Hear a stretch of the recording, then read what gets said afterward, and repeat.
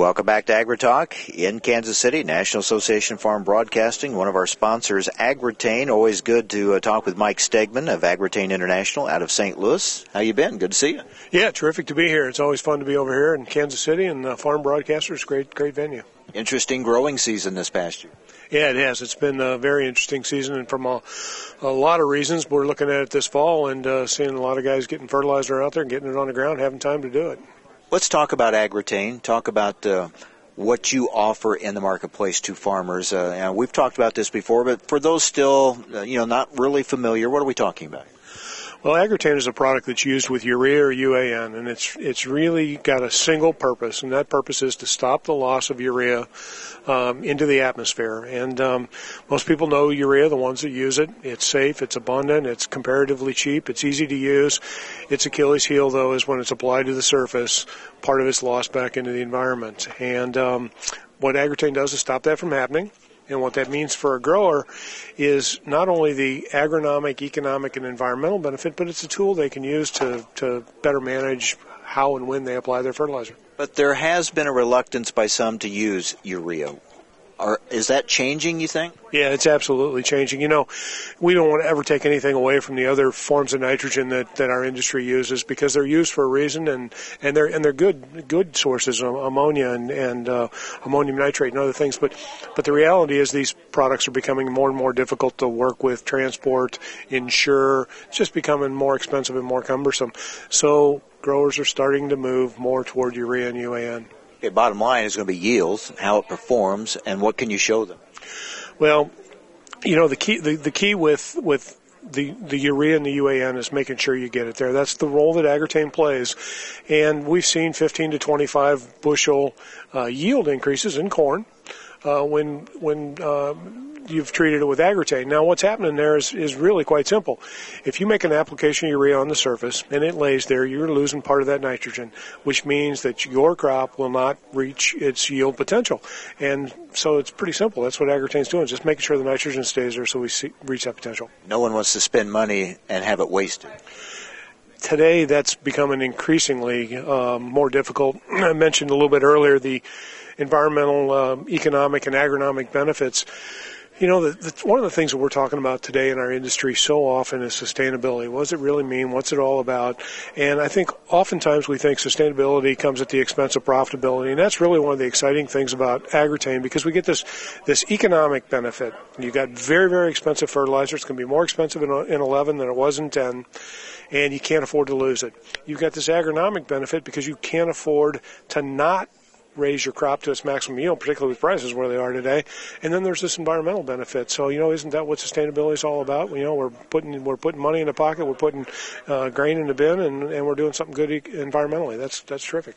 Talking with Mike Stegmann of AGROTAIN International out of St. Louis. Well, let's talk about application. What are the options there? Well, it's very simple for a grower that considers AGROTAIN and wants to use AGROTAIN. You just tell your fertilizer dealer that's what you want, and he'll put AGROTAIN into your UAN or onto your urea at his place before he brings it out to you. And it's really that simple. It costs pennies a pound, and like we said, with fertilizer prices where they are, you just can't go wrong. Yeah, and we can talk about that. I mean, there's a lot of concern about what fertilizer prices are going to be going into next year. We're hearing about, the market buying acres. There's probably going to be more demand out there. So this is going to be, a key for farmers. Sure, they have higher grain prices, but we've seen before, higher input costs usually go with them. Yeah, I think that's what we're going to be looking at this year. We follow the fertilizer markets pretty closely through the fertilizer side of our business. Phosphate and potash are strong price-wise. They're going to stay that way, and it's almost a certainty that the prices are going to be higher. Nitrogen is always pretty volatile in price, but right now prices are sitting at a level higher than they've been for the entire 2010, probably most of 2009. Chances are they're going to be that way going into the spring. We know how volatile the markets are. We've seen how volatile the weather has been in recent years, too. Yeah, it's been some very strange weather patterns. Last year, In the Midwest, October was one of the wettest months in recorded history, and I don't think we've seen. In fact, I saw a forest fire the other day, which is not something we see here in the Midwest very often.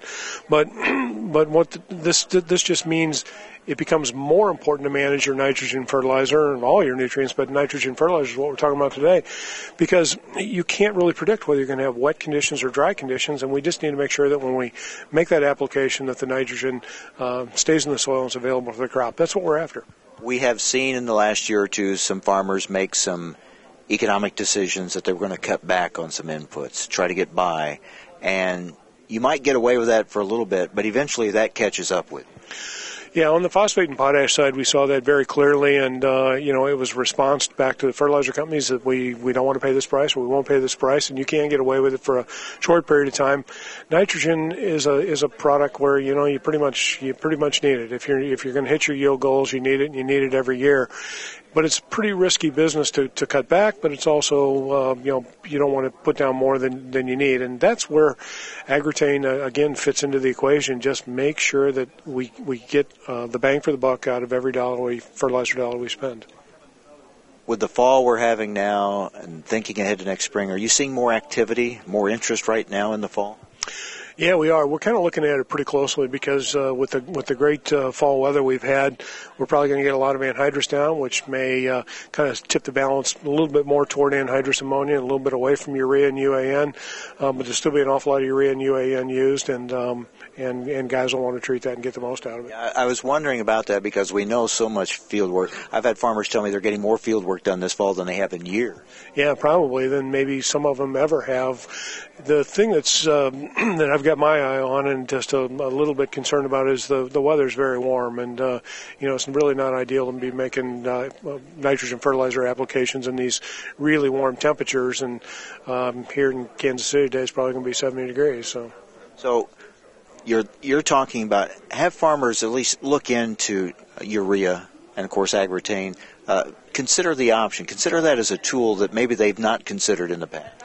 I think that's really the operative word there. It's a tool, because in the past, when we've used urea or UAN fertilizer, we're aware of the loss. We know it's a concern. And so when we use UAN, we try to time the application to a rainfall, or we try to time it in some places to irrigation or tillage. And what AGROTAIN represents is a tool to be able to widen out that window of application and better manage your manpower and your equipment and kind of do things on your schedule, not when you think it's going to rain. And availability? Availability on AGROTAIN will be terrific, and with all good luck, all fertilizer products will be plenty available. All right, Mike, good to see you. Thanks a lot. Thank you so much. All right. That's Mike Stegmann with AGROTAIN International out of St. Louis. And again, our thanks to the folks at AGROTAIN for their support here on our broadcast today from the National Association of Farm Broadcasting Convention in Kansas City. Well, that's going to wrap it up for today.